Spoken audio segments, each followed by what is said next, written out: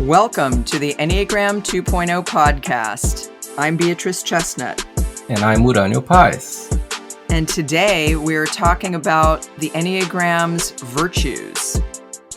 Uranio, can you start by defining what the virtues are in the Enneagram system? I'll start by saying how happy I am to be talking about these, Bea, because to me it's a very central aspect of not only understanding the Enneagram system, but honoring its depth and its reason of existing. Now, when I see approaches that talk about 9 personality tendencies only, meaning the things that we do when we are unaware, I can't stop thinking that it's a waste of time, because the Enneagram is so much more than that. We need to bear in mind a developmental perspective of our types towards a higher state of being. And the first dimension that gets opened up when we achieve a higher dimension of being is something around what we call the virtue of our types. And the virtue is the opposite of the basic emotions we have, and the very opposite of the passion of our type, as we have described in another podcast, but also as we're going to touch base with later on this one. And so I do think we want to say very explicitly in this podcast that we're talking about spiritual development when we talk about the virtues. The Enneagram is something that can be talked about in terms of psychological development, even just practical personal growth. But we see the Enneagram very much as a psycho-spiritual system. Some people don't use it as a spiritual system, and I think what you just said is your bias is very much in favor of seeing it as fundamentally about spiritual development, although of course we need to do our psychological development first before we can develop spiritually. But the virtues are very much a part of this spiritual aspect of the Enneagram and the way it actually points us beyond our personality, the way personality is a vehicle or a way of understanding ourselves so that we can move beyond it. We often say we are not our personalities, although, of course, when we're in a human form, we tend to identify with our personalities, meaning we think that's who we are. We think that's all of who we are. But the Enneagram system, when it's used as a spiritual tool, and of course we believe that that's what it's made for, as you said, it has the power to help us understand ourselves in practical, psychological ways so that we can actually experience a higher level of ourselves through the spiritual dimension of the Enneagram. And the virtues, I think, are all about that higher spiritual dimension and how to access it. Yes, exactly. And I believe that one of the most fantastic aspects of our Enneagram system is that it invites for both psychological and spiritual development. Psychological development with spiritual development is what opens up the doors for us to potentially be amazing. And one without the other is problematic. Psychological development without spiritual development generates people who are healthy and functional in life, but not exactly very developed. They are functional, while spirituality without psychological development develops people who are dangerous.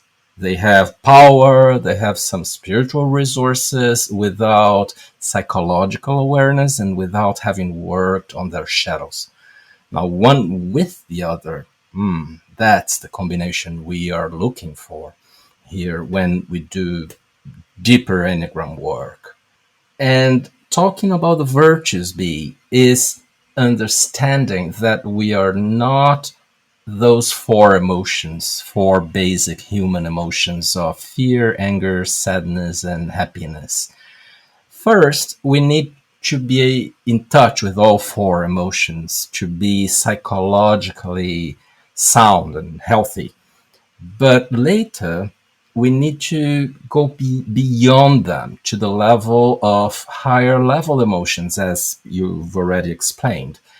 And the core higher level emotion is the virtue of our own type. There is one virtue per type, just as there is one passion per type. And after being in touch with that virtue, we may be able to be in touch with all virtues that the Enneagram explain about. Uranio, what would you say to someone who doesn't believe in spirituality, doesn't believe in a higher power? I know there are people in the Enneagram community that don't use it spiritually and that actually object when people say it must be used spiritually or describe it in spiritual terms. So what would you say to someone who uh, doesn't like to talk about the Enneagram in spiritual language? I would say this is not about believing, actually. It's about experiencing. So Gurdjieff, the first Enneagram pioneer in the Western world, used to ask his students to not believe a word of what he would say, but also he would ask for their commitment to do the practices and conclude what they thought about things only by experiencing them. So if you can remain open to what we are going to talk about here, and to eventually things that you may feel, even though this is just a podcast and we are far away physically from each other, but if you stay open to trying to feel this in your heart, and also if you listen to our explanations, but even more than that, the examples we are going to share with you, and if you feel something about them, then you'll be welcome to carry on exploring this. Actually, Gurdjieff said that the best candidates for inner work were people who were a bit skeptical and very functional in life. He would say that these people were candidates for doing inner development work that wouldn't be too idealized, would keep functioning in the world, and this would be the generation that would be meditators that would keep their eyes open, being in the world, but not being of the world, as he used to say. So you're saying that people should experience and not believe, but doesn't what you think and what you believe really shape or, create the boundaries for what you can experience? Yes, exactly, B. And this is one of the problems with us. When we have strict concepts and paradigms that are not examined, then we are in trouble because we are not really open to listening to things that are different from what we think. And also, we are not very open to having experiences beyond the old ones we have. So, my suggestion is relax while listening to this podcast and try to just be in touch with all of yourself and see if there's anything that pops up for you while B and I are speaking. As I mentioned when we did our podcast on the passions, one of the pieces of literature that's had the biggest influence on me in my life is Dante's Divine Comedy. And in the purgatory section of his three-part epic poem, he very clearly portrays a process of getting more aware of the passion, the lower emotional state of the heart, for lack of a better way of putting it, when we're in personality, a motive that is also the source of suffering for us that really shapes the personality. Each of the 9 types have an associated passion with them, this state of the heart that's connected to the personality, the lower way of being. The personality is by definition a lower state of awareness than is possible for us. And some people who are spiritually oriented might say the purpose of human life is to learn about themselves, study the personality as a vehicle for rising above it and for manifesting the divine in each of us, to getting in touch with the true self by learning about the false self, which is the personality. The personality is what is not true in us. It's what we've taken on to be in the world and to interact in the world at this lower dimension of reality. But as we get to know ourselves and learn what we are not, it becomes a pathway to opening up to this higher kind of experience that we are capable of. And in the Divine Comedy, I really love Purgatory because it really confirms everything we're going to talk about today in terms of learning about this lower passion, this emotion for each of the types that almost keeps us stuck in personality. And then at the same time, learning about the higher virtue, which is the opposite of the passion for each type. And through this dual process of becoming more conscious of the passion, the lower state of the heart, and aiming for, or at the same time, understanding and embodying this higher virtue, the higher emotion, we allow ourselves a kind of way of moving up, moving beyond the personality to become and identify with our higher self instead of mistaking ourselves for our lower self when we are, as some say, in form or associated more with our physical selves, our personality that goes along with the physical self. Yeah, thank you for saying all this, Bea. And this concept that a higher self exists and that through the lenses of a system like the Enneagram, we can better pursue it. It's essential. This concept is essential to me. And the virtues are actually a doorway into the realization that this is right. Because the virtues come up as a first high-level experience after we have dealt with our personality issues, and a higher level spiritual experience, actually, when we are touching the transpersonal. And later on, we'll be in touch with the holy ideas, which is an even more sophisticated kind of experience that comes from an even higher level of awareness, but also being a realm of spirituality.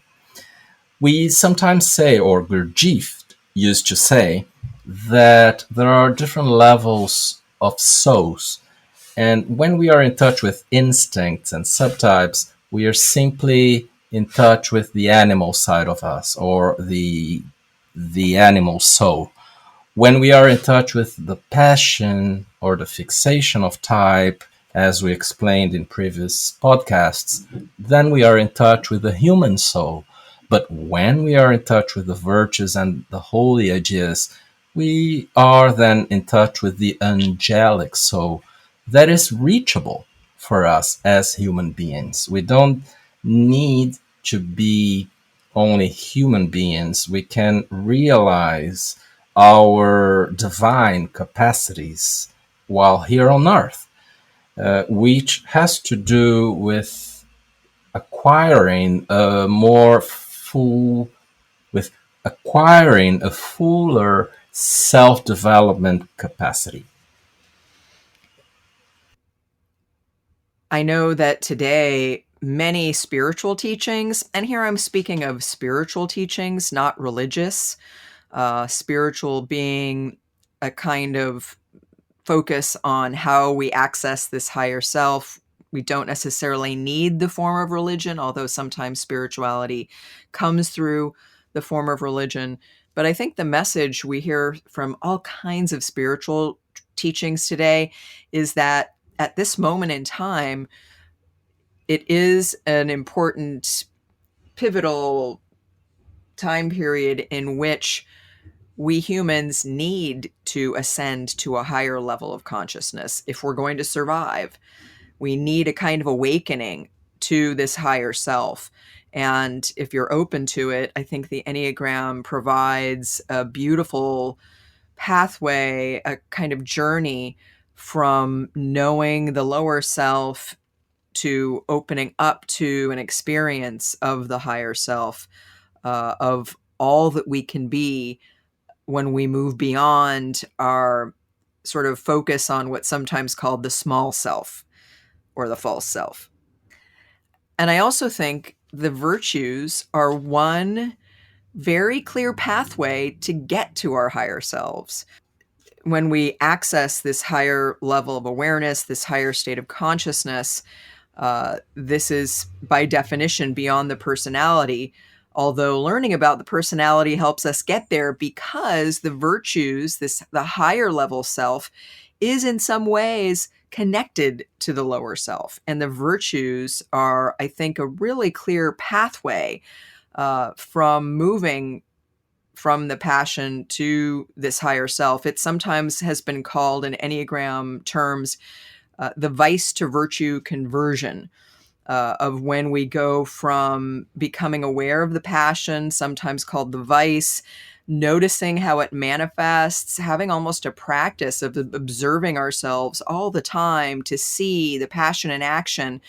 And at a certain moment when we get very aware of it, aiming for its opposite, which is the higher virtue, and using the awareness of the passion almost like a springboard to getting more in touch with manifesting more, embodying, identifying more with this higher emotional state that can help elevate us and help us realize the dimension of our higher selves through accessing this kind of state of the heart, this emotion that is by definition bringing us to our higher consciousness that we are capable of and really need to move to if we're going to survive.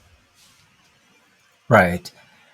And it's important to understand that the Enneagram virtue is a manifestation of the universal heart. So there is no such a thing like my virtue or your virtue. They are just universal virtues that if we reach the right state of being, which is the state of being fully connected with our souls, we will be able to manifest in life. Like we will embody sort of that capacity and convey it to the planet, like being a channel of that beautiful virtue. And the virtue, as you said, Bea, is a higher level emotion. Sometimes, depending on the author, they even don't call it emotions because emotions are in our minds connected to those lower level emotions. But let's stick here with this terminology, calling them the virtues, higher level emotions, totally different than those four basic emotions that we mentioned before. And when we get in touch with this higher level emotion of our type, the particular virtue connected to our Enneagram type, then we may open up the field for all virtues. Now, the experience in the inside is quite different. It's an experience of just feeling freely something of a much higher level. It comes with a very big sensation of expansion of our being and with an explosion of the heart.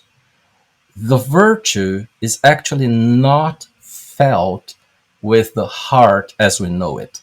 It's felt with a different dimension of the heart called the spiritual heart, which is even not in the physical body. It's already in the subtle bodies, as Gurdjieff called them. But let's say it's the heart of our soul. And then, when in touch with that, we can manifest those virtues again. And when we do, we suddenly understand from a heartfelt perspective that that definition of what our personality is the description of actually who we are not.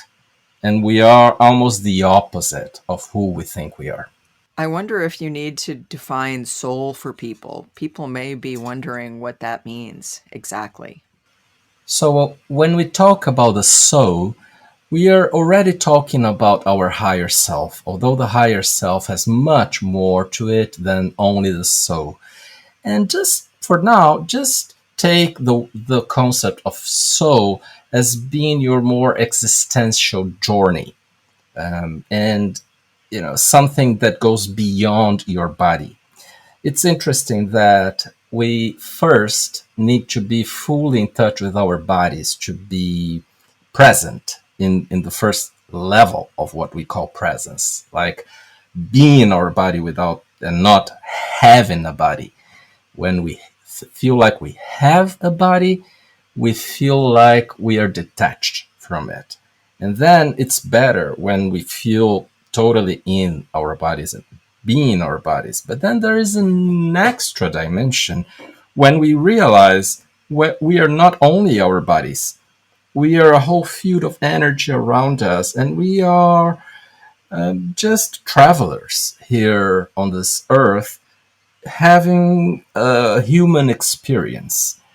And what is that is traveling? It's what we call soul. I had a priest that I used to like a lot, and he used to say every time he sits down to pray, he says to himself, I'm a spirit being having a human experience. I think this is the meaning of the incarnation in the Christian tradition, that part of the reason we're here, the journey through this life as a human, is to realize your spiritual self as being embodied, as necessarily embodied, but as you say, also something that goes beyond the body. So, what else is there to say about the virtues before we talk about the specific virtues of each of the 9 types? Just that the virtues are reconnected, meaning that when we are in touch with them, we are actually self-remembering. We are getting closer in touch with who we are, who we have ever been, but that we had forgotten about it. Also, that it's not a matter of making too many efforts to be in touch with the virtue, but rather relaxing more deeply, accepting yourself, but coming back to a willingness of going beyond the more normal experiences in life, going beyond that more mundane life of every day. So when you start not only wondering with your mind about what can be beyond the daily experiences, but also feeling with your heart a renewed willingness to be in touch with something bigger, then sometimes, if you're ready and if you get given this big gift, you may experience the virtue of your type. So you said it's a gift, so it doesn't just happen through our own efforts at spiritual development? It always involves permission from higher realms. Like it's not an experience that we control or that is solely a result of our own merits of doing inner work, but there is a whole complexity around it, meaning that we get given this gift of being in touch with the virtue or not. But one thing is for sure, if the person is if the person is not doing consistent work on herself, she may even get in touch with the virtue, but it will be really temporary, almost like an accident in her journey.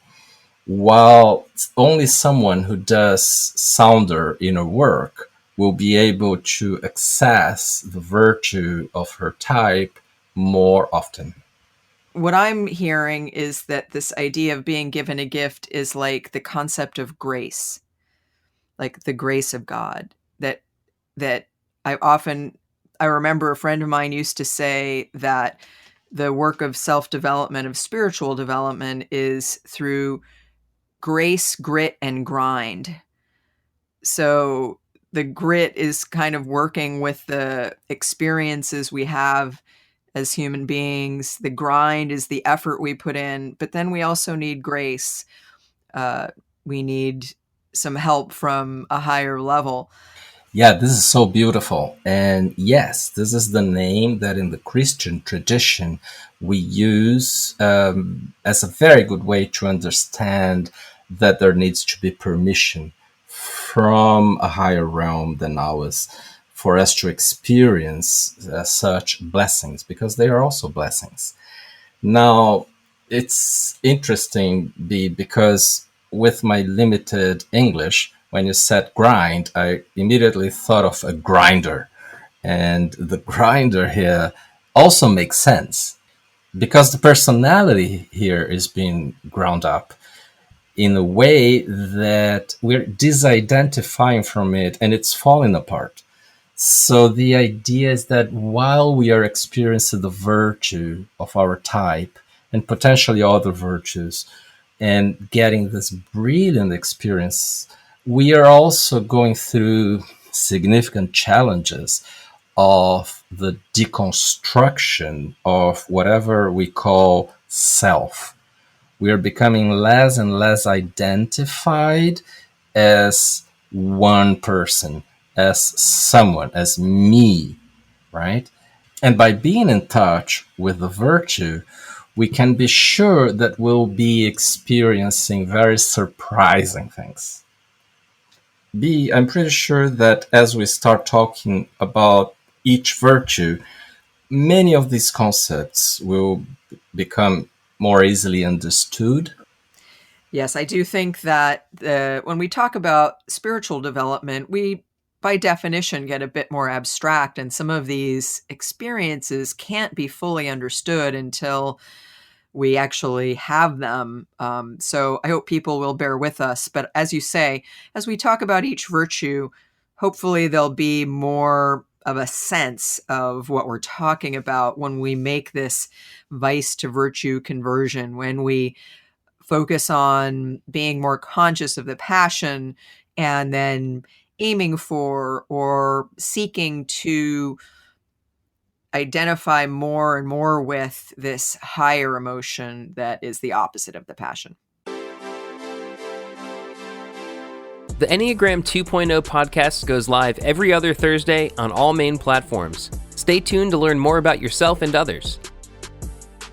Hello, it's me, Uranio. Just to tell you that Bea and I launched a new online workshop called the Enneagram Masterclass.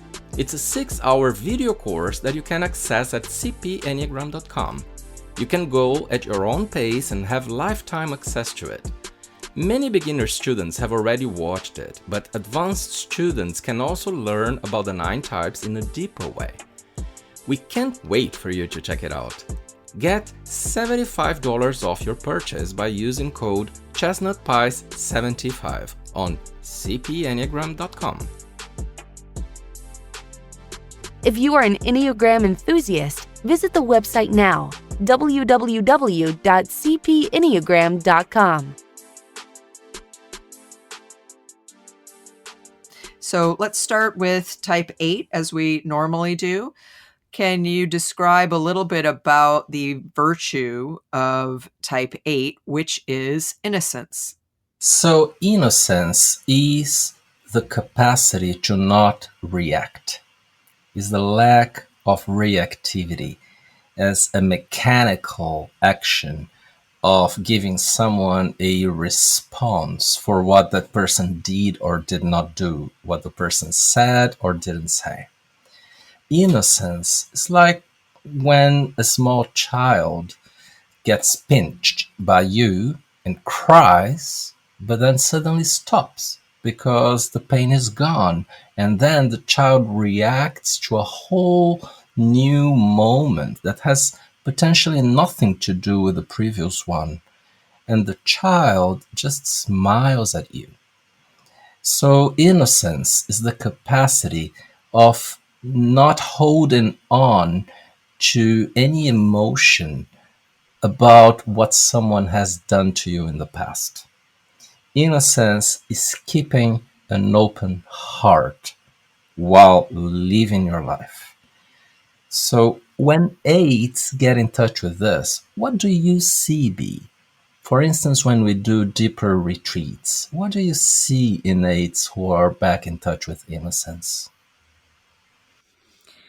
Well, I know Echazo's definition, and Echazo was really the first person who brought the Enneagram forward in the modern era.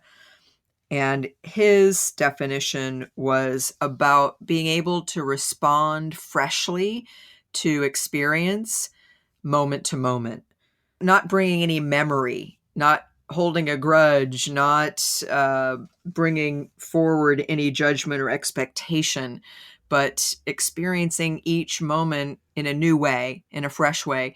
And when we work with eights, what we often see is a kind of childlike sensitivity, a real openness, a lack of preconceived idea or tendency toward needing to do something or make something happen, but just a complete openness to whatever's happening and to experiencing what is happening in a completely new way.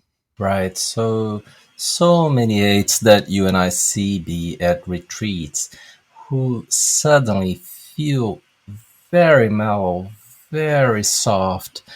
And another thing about innocence is that people get automatically harmless.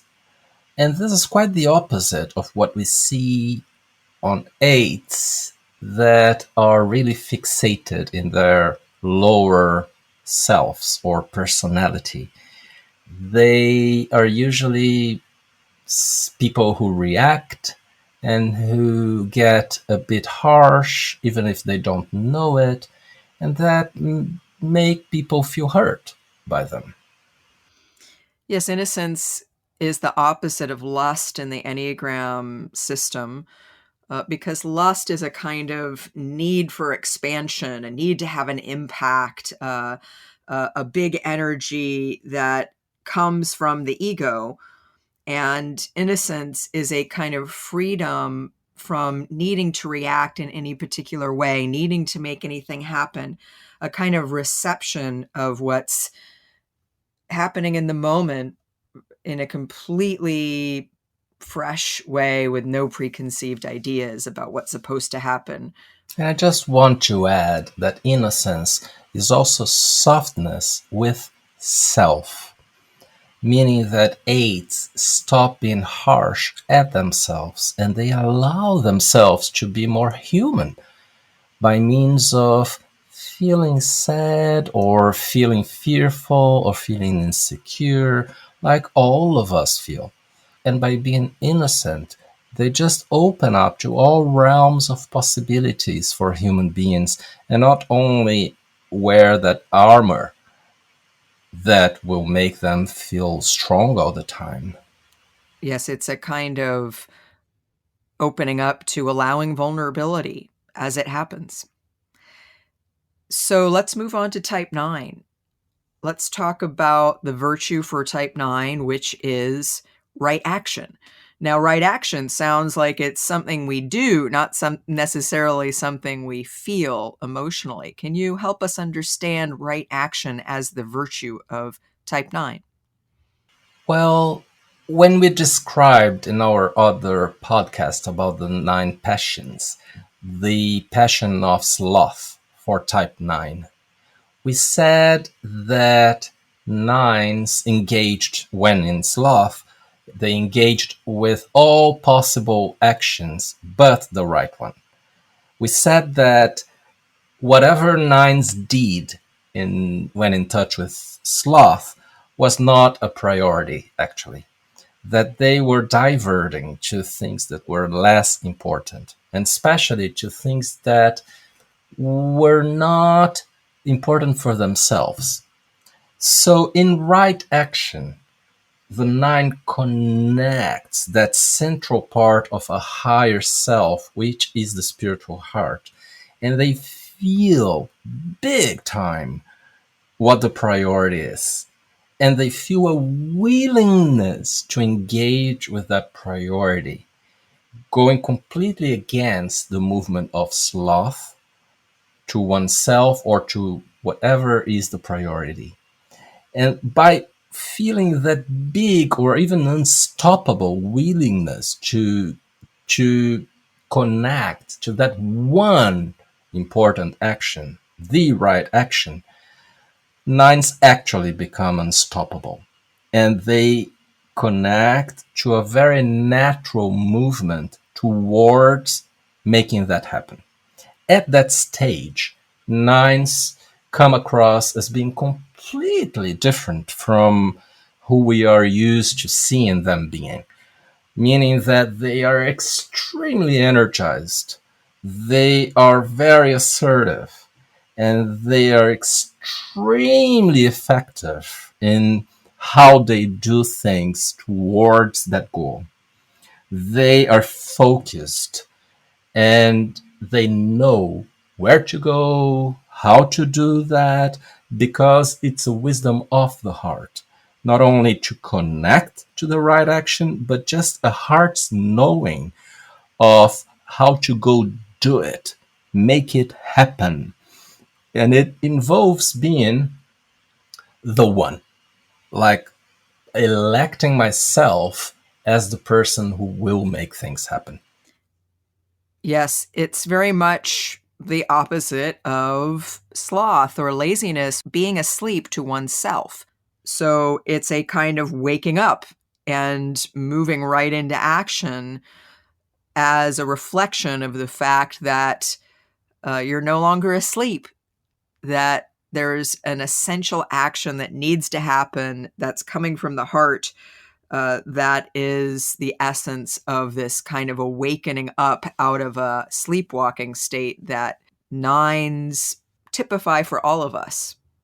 So now let's look at serenity, which is the virtue of type 1. Can you explain a little bit about what's meant by the virtue of serenity? Serenity is being at peace with oneself and with everybody else, without judging, without any kind of judgment, with total relaxation. So it's quite the opposite of the passion of anger.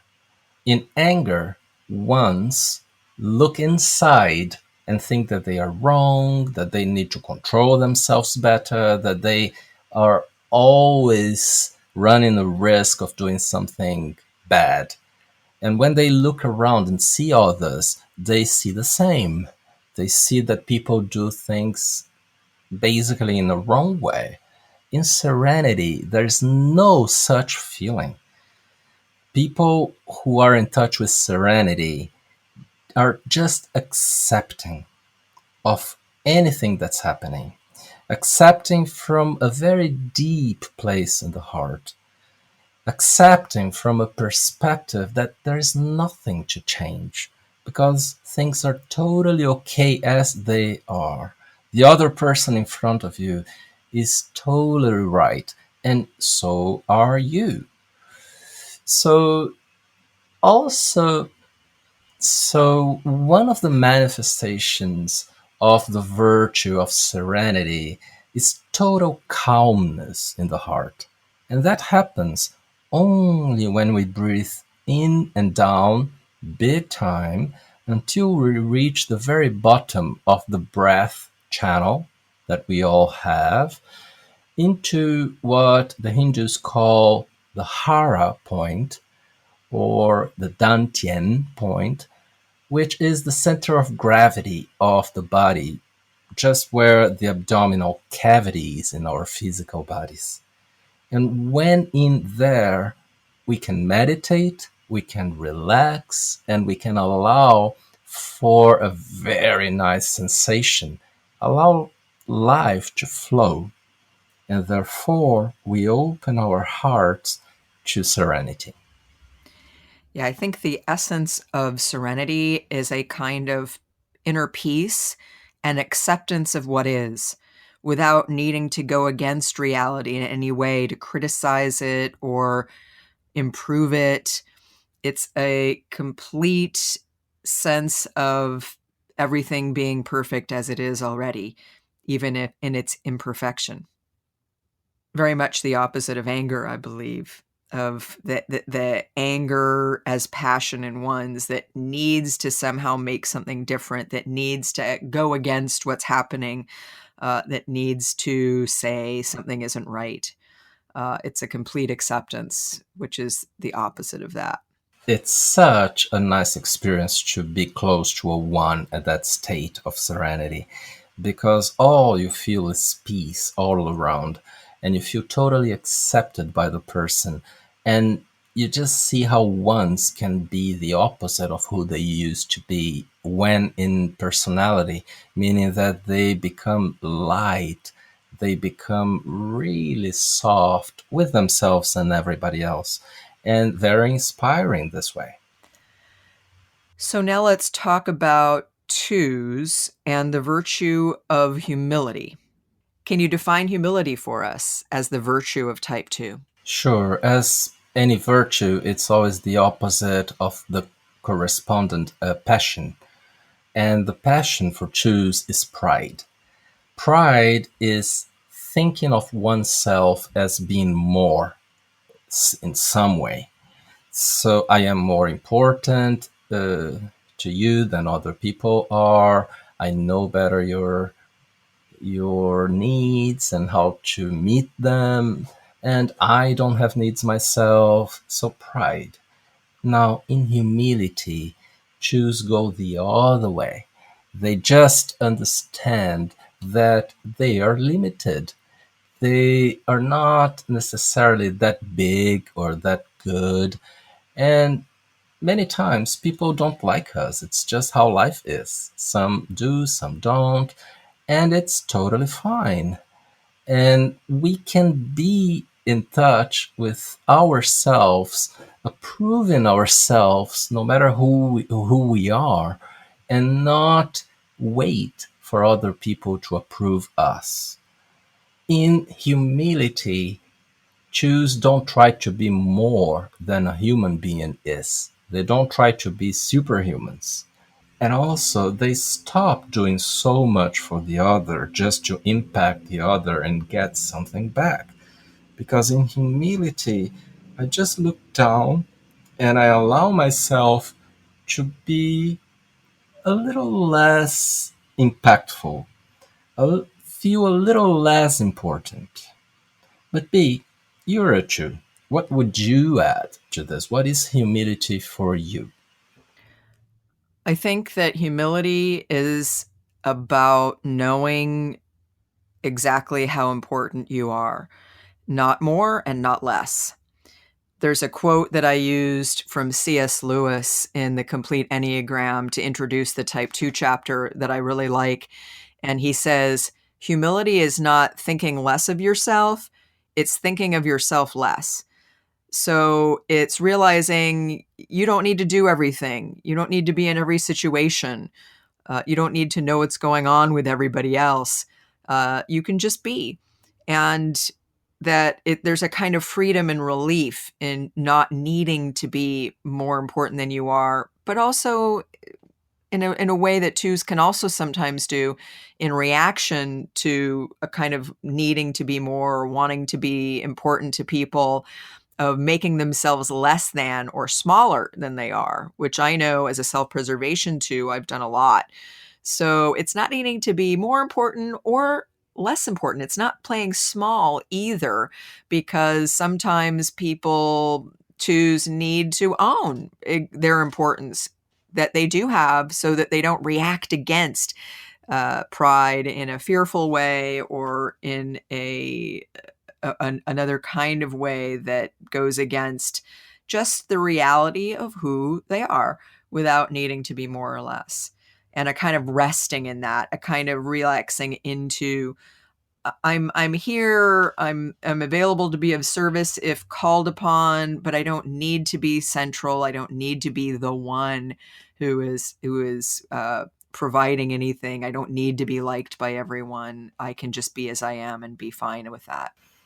I just want to mention, B, not only for choose, but for all types, that these are not only abstract concepts, but we see these states of being all the time when we teach students who are really willing to give it a try, and when we do deeper work like on retreats.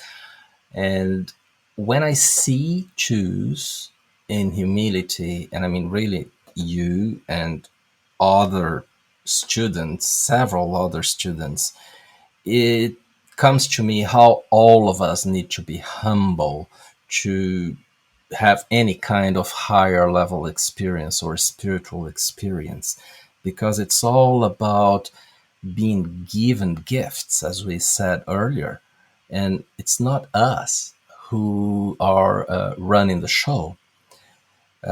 It's really coming back to the realization that we are very weak and limited as human beings.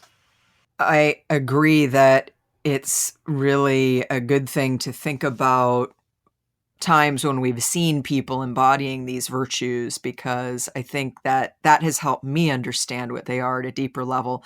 Another thing I want to mention that we do in our retreats is we sometimes do the mudras or the body positions that allow people to get a inner experience of the virtue by being in the specific position that evokes that experience inside. So obviously this is an audio format. We can't do we can't show people what these mudras are, but in some of the other work we do online, we'll try to put that out there, because I think these body positions, these mudras that we teach to help people understand these virtues are very powerful also. So let's move on to type 3. The virtue of type 3 is veracity, which is another word for truth or truthfulness. Can you define veracity as the virtue of type 3 for us? Veracity is the heart's willingness to be only who I am and nothing else, to be true to my own nature, and to be in touch with my own nature by connecting the spiritual heart. Threes, in essence, are always, without even one exception, they are always very emotional, because if you see the Enneagram's diagram, they are in the very center of the heart triad with twos, threes, and fours. So they are very emotional. But when they show up in the world, they make as if they are not as emotional, because they keep trying to push emotions away in order to perform out of a belief that they will be loved only by what they do and not by who they are. Now, in veracity, they get really emotional, and there is a particular perfume that comes out of their hearts when very open and when they allow themselves to be emotional, that many times gets beautifully impregnated in all people in that room the three is in. It's just sublime. And threes in touch with veracity, they come to a heart's realization that they don't need to do much, that they can just be. And that is the ultimate new goal of their lives, just being, and being more in the audience, seeing everything happening, than being on stage. I think when threes do inner work, what happens is they get more in touch with who they really are. They're the prototype for all of us of the human tendency to identify with a persona, a personality, a false self, a mask. And when threes get more in touch with their emotions, when threes get more in touch with what's really important to them, what they really value, through the portal of their emotions, they come to know the true self. And veracity, I believe, is a way that threes can understand the goal of really getting in touch with and living life from an experience of the real self, of who they really are. Our friend Antonia Dodge is a three, and she says she now lives by the principle of radical transparency, radical honesty. It's a little bit like that. And the state of veracity as a virtue is effortlessly just being transparent. Exactly. So shall we talk about type 4? The virtue of type 4 is equanimity. Define equanimity for us. Equanimity is balance. It's also fairness. It's also just the heart feeling at peace, and the cease of all sorts of comparisons between me and you, me and anybody else.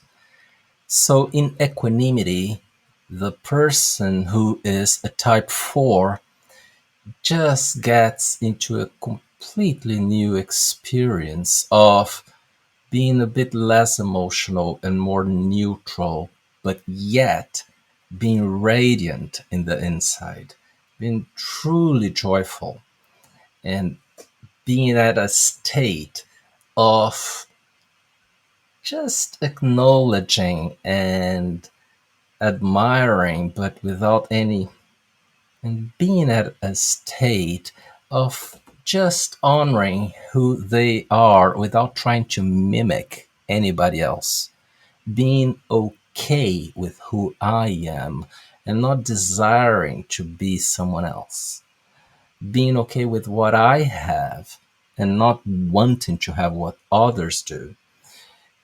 That is actually a state of disconnecting from the feeling of lack or something important missing in my life towards connecting to what is here and now.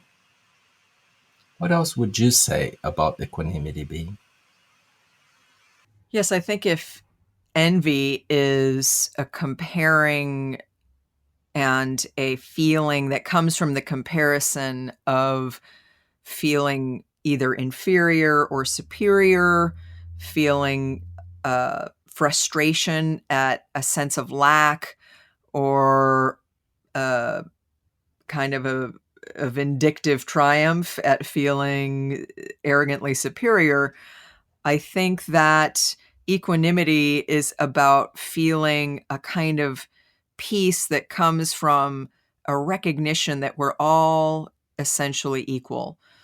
And I also think it's at the emotional level, a rising above the ups and downs of emotions that can come from experiencing envy and the other emotional aspects of being a type 4. It's a kind of sense of getting a broader perspective, rising above and seeing from a higher view what's really true. And what's really true is that we're all essentially equal. No one's better or worse than anyone else. And that all emotions are important also. And that if we get swept up in the ups and downs, in the drama, in sort of repressing emotions or overdoing emotions, we're not really allowing for just the true essence of ourselves to shine through, which is being aware of, embracing of the value and importance of all emotions, but not needing to over-identify with emotions or amp them up or get rid of them, but just kind of acceptance of the value and a rising above, so that none has to be, you don't have to be too connected to emotions, but you can also experience them with a lot of openness.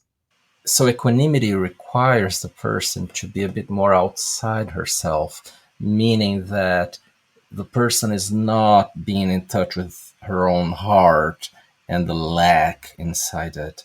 The person is going outside to experience reality as it is. And then it will be impossible to feel anything missing. So now let's talk about non-attachment, which is the virtue of type 5, which is your type. So tell us a little bit about this virtue, which opposes avarice, the passion of 5. What's non-attachment all about? Non-attachment is not having expectations, not controlling the opening and the shutting down of one's own heart. Non-attachment is also the heart's decision to stop hoarding things or content or experiences. So non-attachment is just the heart's openness to the flow of life, to receiving everything that is being given to us in visible and invisible ways at every second. And then not retaining it in the inside, just allowing it to flow through you and go back outside to whoever needs it. So it's said that in non-attachment, the body knows what it needs and retains nothing more than it. And also, it's important to differentiate non-attachment from detachment, because detachment is what sometimes 5s do when experiencing avarice. It's like detaching from others, from emotions, and from life itself. And it's better to call this virtue non-attachment than detachment. What would you add, Bea? Well, it's interesting. I was thinking as you were talking, it doesn't exactly sound like a state of the heart. It almost sounds like a kind of, almost what we think of when we do Buddhist practice of not being attached to anything. Like, it does sound a little bit like a form of detachment, although I understand it's the high side of not being attached to things. But can you explain how this is an emotional state, this non-attachment? Yes, I can. I'll just say that I love an expression created by our beautiful teacher, Helen Palmer. She said the 5 in personality can feel like a non-enlightened Buddha, meaning that the person can detach from life, from material things, but that's not the experience of non-attachment. It's a hard experience, because there's a way that us 5s connect our hearts to some kind of expectation of what someone should do for us or should not do for us. And that is an attachment of the heart. It's a willingness of the heart to receive something or to push away something that's not welcome at the moment. like if the person intrude upon you or requests something from you at a moment that you're dedicating yourself to something else. So non-attachment is the release of all emotional expectations that you may have, and an openness to people to come close to you without you having any plans and without you reacting against them. And also just the heart's willingness to flow with things that happen in your day, no matter what they are.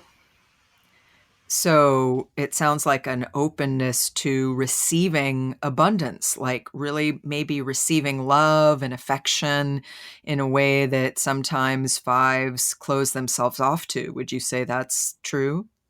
Yes, it's definitely true. And when from a certain source, a person, an environment, that love is not coming, the non-attached heart is also okay with that. It's not reacting against it. It's not shutting itself down. But definitely the biggest experience of non-attachment is one of almost an infinite energy flowing through you and you becoming almost like a conduit of the universe.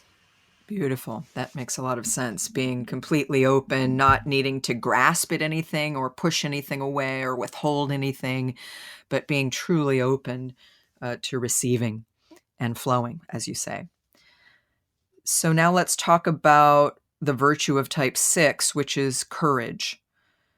Tell us a little bit about courage as this virtue. Well, courage, even from the etymology of the word in Latin, it means acting with an open heart. Keep your heart open when you need to move on and take your very next step. In courage, the person does not react to fear with fight or flight in the phobic or counterphobic way, but rather the person just relaxes and goes ahead despite fear. So in face of fear, there is no blocking, there is no attacking, there is no protecting. There is just a decision to keep the heart open, even though what comes next is unknown. And then the person goes ahead and takes that next step. And it's very curious to see what happens with sixes. When they go into action, fear is not there anymore because fear exists only in anticipation of something. But in order to take that next step, we can't say that courage is the absence of fear. It's going ahead despite fear.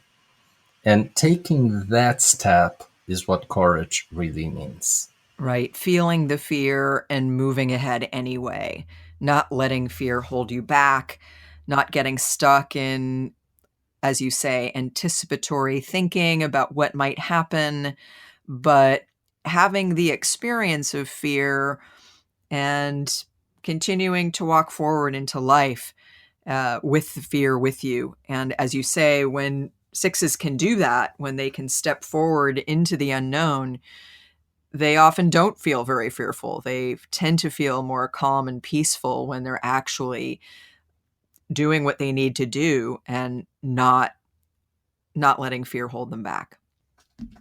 So now shall we talk about the last type 7, and the virtue of what's sometimes called sobriety or temperance? Sobriety is the capacity to stay with only one course of action, stay serious and focused on this course of action or activity, and be totally committed to it.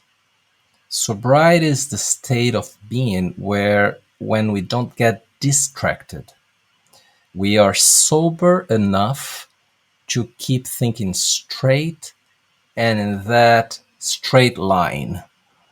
Sobriety is the capacity to go to the end with this one thing that is a priority. Sobriety is also like being a soldier, server of something higher, and being willing to sacrifice things like immediate gratification of pleasure, desires, for something bigger. A sober 7 just says no to some of the open doors and windows that they have in their lives and concentrate efforts in fewer options. And they don't just move to another alternative when they want to get more excited. Yes, when I think of sobriety as the 7 virtue, I think of a 7 who's really able to focus and doesn't get distracted, but is very steady and deliberative, as opposed to more restless or active or speedy, the way that sometimes 7s can be in gluttony, which is the passion, needing to think about a lot of things, do a lot of things, find escape routes, and distract themselves from the present moment. I think sobriety is a kind of sinking into the present moment with a deeper trust that whatever is going to happen, they can be with. They don't need to move away from. They can tolerate the experience that comes without needing to escape it in some way.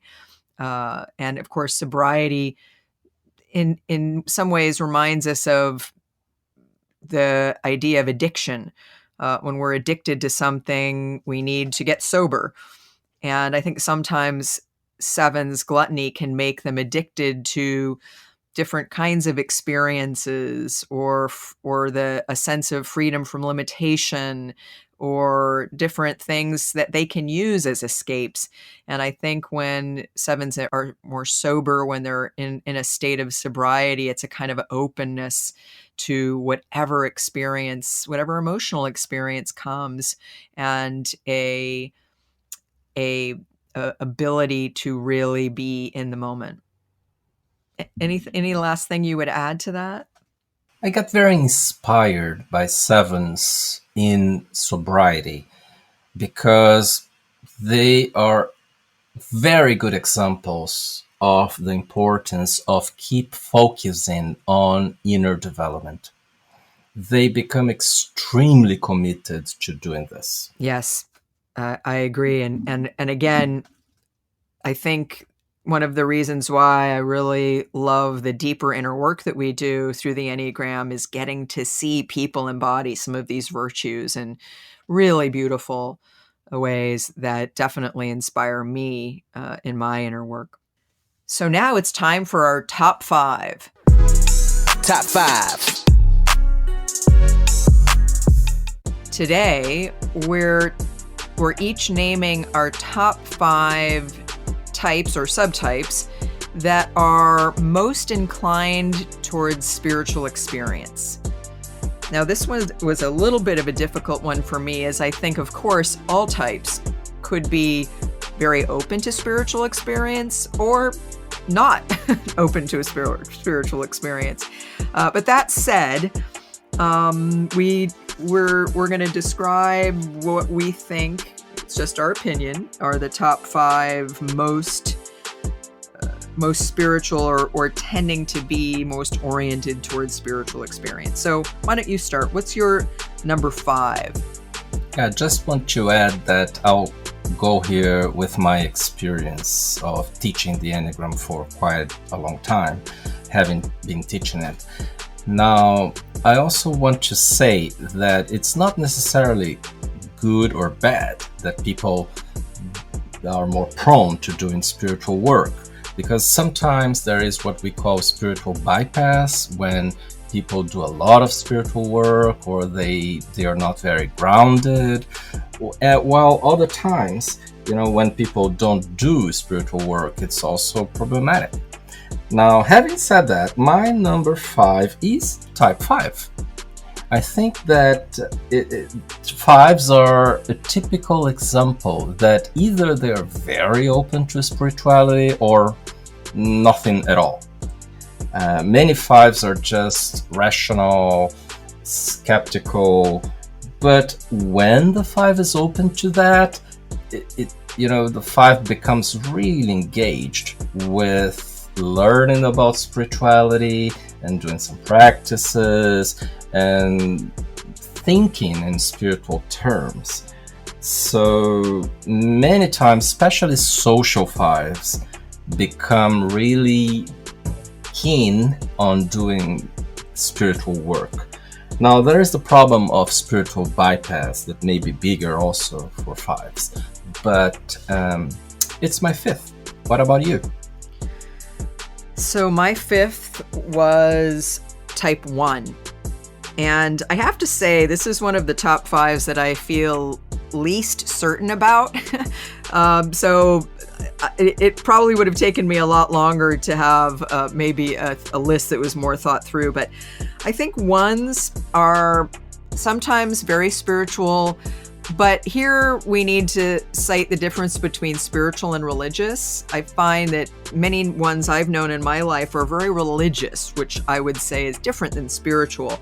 But they tend to be priests and ministers, often, especially sexual 1s and social 1s. But I guess it's partly just the 1s that I've known in my life, and especially social 1s, tend to be very open to, I guess, a higher perfection or the spirit that is found in nature, those kinds of things. So what's your number 4? My number 4 is your type 2. In my experience, many 2s are open to spirituality, but sometimes they are a bit more open to psychological work and especially in the dimension of relationships. Sometimes they are more practical in life, but when 2s are interested in the more abstract dimension of being, they are really into it. And we have so many students who are 2s. I think 2s are among people who show up the most in our deeper courses, and so it's my 4th. What about you? And I would say especially self-pressed 2s like your subtype B, maybe followed by social 2s. But anyway, what is your 4th? My 4th is 9, and here I was thinking of especially sexual 9s and social 9s, and not so much self-preservation 9s, who tend to be more down to earth and concrete and practical. Not to say they can't be spiritual, but just less abstract than the other 9s. And part of the reason why I thought of 9s is I've known 9s who tend to be channels. They tend to be very open to energies, higher energies, and can be really effective channels for spiritual teachings. What about your number 3? What did you have in the 3 position? My number 3 is type 4, especially self-pressed 4, maybe followed by social 4, but even the sexual, all 3 subtypes can be really interested in spirituality, in my view. When they are not too much focused on competition down here with other people and rivalry, when they are more leaning towards the abstract, mostly. 4s have this tendency of not feeling that anything here is okay, and perhaps that is what drives them to seek for more and search for spiritual solutions and meanings in life. What about you? What's your 3rd? My 3rd, I have a tie. I couldn't really decide between type 4 and type 6, actually. And 6 is a little bit of contradiction, and that I think sixes can be the most skeptical and the most cynical even sometimes of spirituality. But I also think that when sixes do become faithful, they can be very loyal to a spiritual practice or a spiritual tradition. And like nines, I often find out, because they're very intuitive, they often intuit a higher experience. And with fours, I think that, like we say, we do see them, they come to therapy a lot, they come to spiritual work, they come to deep inner work retreats. I think their openness to emotions often gets them in touch with a deeper truth that motivates their spiritual practice. What did you have for your number 2? Well, type 6, for some of the reasons that you explained. And I also think it has to do with faith, which is one of the holy ideas of type 2.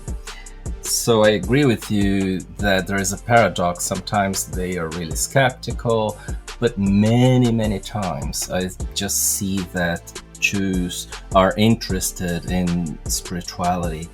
And again, I come from a more empirical perspective here of seeing how many students of each type more naturally show up in our deeper inner work retreats, and how many or what percentage of people of each type show a sincere interest in spirituality. And I think sixes are really high up on this rank.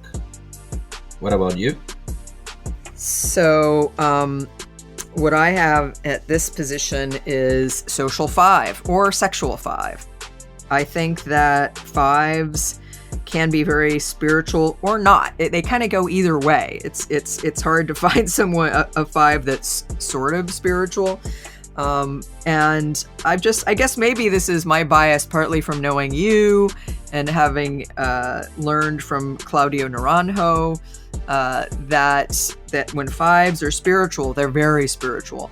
Now, of course, the social 5 is also the prototype of the spiritual bypassers. So I do think there's a way that social 5s can think they're spiritual, but really be relating from a more intellectual level and not having it really permeate their lived experience, their embodied experience. However, I do think that there is still a big connection. And also with sexual 5s, I think they tend to look for an ideal of relationship. And sometimes that ideal of relationship is with a spiritual master or a spiritual experience of mystical union. So I put that in there too. I think self-pres 5s a little bit less so. I find they tend to be more practical and not so open as the other 5s. So what's your number 1? My number 1 is type 9. And I'd say especially social, followed by sexual. But in practice, as you said, that you know many 9s who are channels, I see many 9s with several other spiritual capacities. And with this capacity of touching energy that goes beyond the body and being really open to the field around them. And also being interested in knowing what all that is from a spiritual perspective. And also I just see how many 9s are interested in this kind of theme. But to me, it's definitely social 9, the champion, because, if I remember, I know so many social 9s, and each and all of them, in my experience, are really interested and tuned in with spirituality as a whole. And they study it very hard, and they, go that extra mile to develop it. What about you? I'm curious to know what is your number 1. I'm finding that I'm really agreeing with you, and I think if I had to do this over again, I would agree with you and put 9 at number 1. Partly I'm thinking of some of the people I know, and also the fact that Oscar Ichazo, head of the Eureka School, who is, again, the main person who brought the Enneagram to the world in the modern era, rediscovering it. He used to call 9 the seeker. And I think that reflects what you're saying. Like I said, I'm a 9 himself. And he was a 9 himself. Yes. So I would reconfigure it, but I had actually social or sexual 7 as my number 1. I think they can also, especially social 7, can also do a spiritual bypass. So with that said, I find that a lot of social 7s and sexual 7s, it's like they have this hunger for things of the higher world, for envisioning the world as a better place. There's a kind of ecstatic experience that I think sometimes they seek in spirituality. And I guess I was also thinking of St. Francis of Assisi, who is the social 7, a kind of wanting to be good and pure and bring light into the world in this kind of way. So that's what tilted me in that direction. But like I said, I feel less certain of my top 5 this week than most weeks. So maybe I should have found a space for 7s here on my top 5 so I'm list convincing also. you a little bit too. Okay. Interesting. All right. Yes, always. Okay. Well, thank you for listening. Join us again for our Enneagram 2.0 podcast, where we talk about all things Enneagram. Enneagram 2.0, find your personality. Chestnut, Paes, Enneagram Academy. What's your type? What's your subtype? So much you can learn. You can be amazing. Go ahead and transform. Explore yourself and others. Grow and follow the flow. And also for the planet, yeah, let your mind blow. It's from Bea and Uranio. Time for you to know and be your best self with Enneagram 2.0. Psychology, self-mastery, work in relationships, spirituality. Come and join the podcast. Oh yeah, it will be fun. Explore the challenges that from now you'll overcome. Hey, Enneagram 2.0. Tune in, yeah, it's your personality. Enneagram 2.0. Chestnut, Paes, Enneagram Academy. Hey, Enneagram 2.0. Tune in now.